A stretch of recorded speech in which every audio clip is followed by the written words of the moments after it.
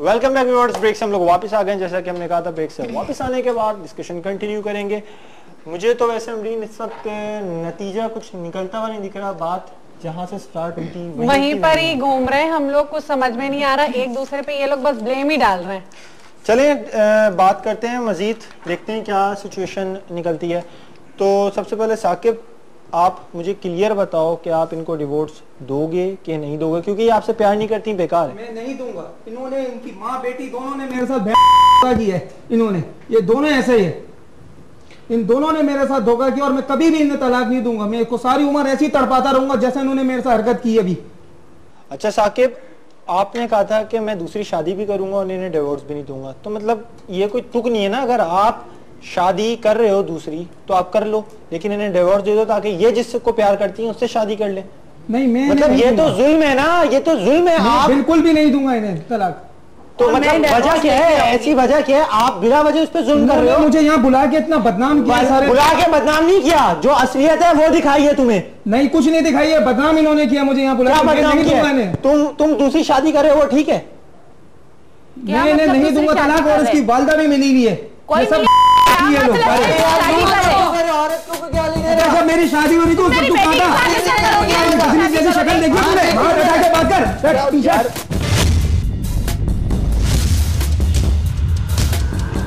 यार, ये तरीका है कोई इस तरह लड़ने का? क्या मैदान बनाया हुआ है, जंग का मैदान बनाया हुआ है? जंगलियों की तरह आके तुम लड़ रहे हो। व्यूअर शो देख रहे हैं घर पे, सब लोग देख रहे होते हैं और वो लोग समझेंगे हम लोग यहाँ पे लड़ाई का अखाड़ा बनाया हुआ है।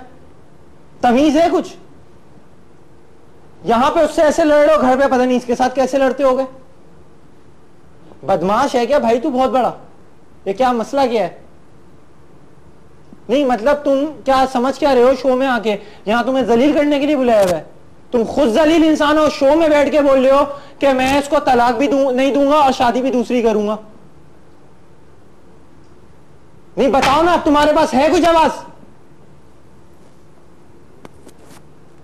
इस तरह लड़ने का? दोनों तुम जंगलियों की तरह यहां लड़ रहे हो। अगर अब ऐसी लड़ाई हुई ना, दोनों को उठाकर बाहर भेज दूंगा। यहां पे मुझे कोई शौक नहीं है, पैचअप भी करवाओ, और यहां पे तुम लोग जंगलियों की तरह लड़ रहे हो।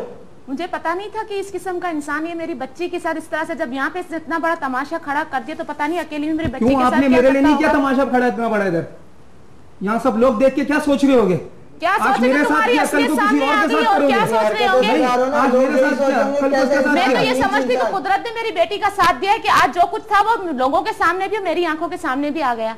ठीक है, आप लोगों को तलाक देना चाहिए ना। मैं ऐसे तलाक दे रहा हूँ, एक हफ्ते में आप पेपर ले लेना। अच्छा नहीं, बात सुनिए आप, एक मिनट मेरी बात सुनिए। नहीं बैठना था, इन्होंने मुझे बहुत बदनाम कर दी है ही ऐसे ये लोग सारे, माँ बेटी दोनों ऐसे। ठीक है, कोई मसला नहीं, उन्होंने कह दिया वो आपको डिवोर्स दे देंगे, ठीक है? हाँ, ये आपको डिवोर्स मिल जाएगी एक हफ्ते। अफसोस हो रहा है कि मैंने अपनी बेटी का हाथ किसी इंसान के हाथ में दे दिया। अच्छा आतिफ, अब आप क्या चाहते हो फाइनल मुझे ये बता दो। मैं अजमीन से उतनी मोहब्बत करता हूँ जितनी पहले करता था, और मैं शादी करना चाहता हूँ उससे। जब सब कुछ हल हो ही गया मैटर, तो अब मैं चाहता हूँ कि इनसे शादी कर लूँ। तो क्या तुम्हारे घर वाले अपना लेंगे इसको? एक तलाक हुआ था लड़की से, तुम शादी मेरे माँ बाप मेरी खुशी चाहते हैं, जिसमें मेरी खुशी होगी वो खुश है। क्योंकि आज मुझे एहसास हो रहा है कि मैंने बहुत बड़ी गलती की थी। एक ऐसे इंसान के हाथ में अपनी बेटी का हाथ दे दिया था, सिर्फ चंद पैसों के एवज में, लालच में आके। लेकिन ये कि कोई भी माँ अपनी बेटी को खुशी से नहीं बेचती, उसको लालच दिखाया जाता है तो वो लालच में आ जाती है। तो मतलब कोई माँ ऐसी होती भी नहीं है कि अपनी बेटी को पैसों की खातिर बेच दे? नहीं, ऐसी माँ नहीं होती है। नहीं होती ना, तो ये आपने किया, गलत किया ना ये। वो तो लालच में आ गई थी ना, मुझे अफसोस है इस बात का। उसका पछतावा है। जी बिल्कुल पछतावा है। आपके लालच में आने की वजह से देखें आपकी बेटी की जिंदगी खराब हुई। पहली बात, उसकी डिवोर्स हो गई, हुई कि नहीं हुई? क्या मिला उसे? वो जिससे प्यार करती थी उससे तो उसकी शादी नहीं हुई ना पहली दफा। नहीं तो मैंने ये सोच के रिश्ता तय किया था ना कि भाई ये बैरन मुल्क चला गया था कि वापस आएगा या नहीं खरीदी जा सकती। आप इस चीज को क्यों नहीं समझती हैं? आप 2 साल वेट तो करती मेरा।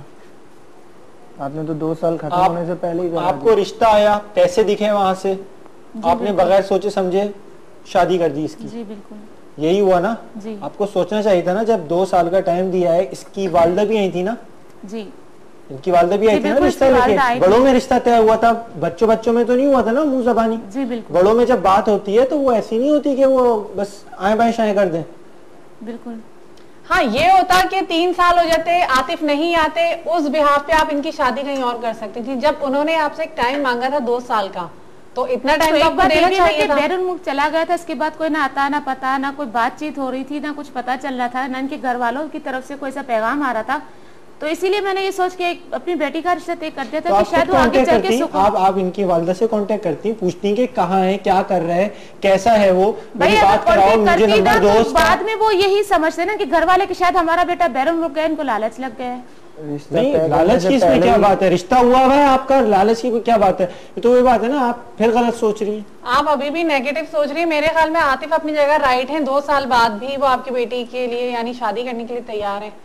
आपकी बेटी की शादी हुई थी, डिवोर्स हो गई, उसके बावजूद कौन माशाल्लाह लड़का सिडनी करेगा में शादी? है, बिजनेस अपना चला रहे हैं, चाहे तो एक किसी भी अच्छी खूबसूरत लड़की से शादी कर सकते हैं। जी बिल्कुल, मुझे एहसास है अपनी इस गलती का और मैं मानती भी एक्सेप्ट भी करती हूँ। अब मेरी ये दुआ है कि अब ये जहाँ भी रहें, जैसे भी रहें, खुश रहें। आपका दिल अपनी माँ की तरफ से साफ है? बिल्कुल। मैं चाहूंगा आप दोनों एक बार खड़े होकर गले मिल लो।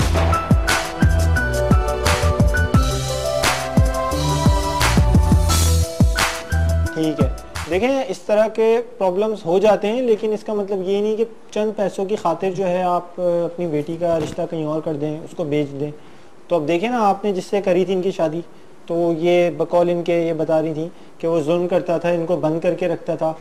आपसे इन्होंने बोला होगा, आपने नहीं सुनी होगी, तो इसने फिर आपने कहा ना कि तुमने आतिफ को क्यों बताई ये सारी बातें, मुझे क्यों नहीं बताई। इसने आपको इसलिए नहीं बताई, आपको बोलने का फायदा नहीं था, आप सुनती नहीं उसकी बात, क्योंकि आपको पैसे मिल रहे थे।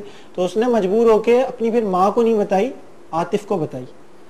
लड़की हर बात अब शेयर अपनी माँ से करती है, तो उसने मजबूरतन आतिफ से वो बात शेयर करी, फिर आतिफ ने हमें यहाँ पे बुलाया, तो हमने ये मसला सॉल्व आउट कराया।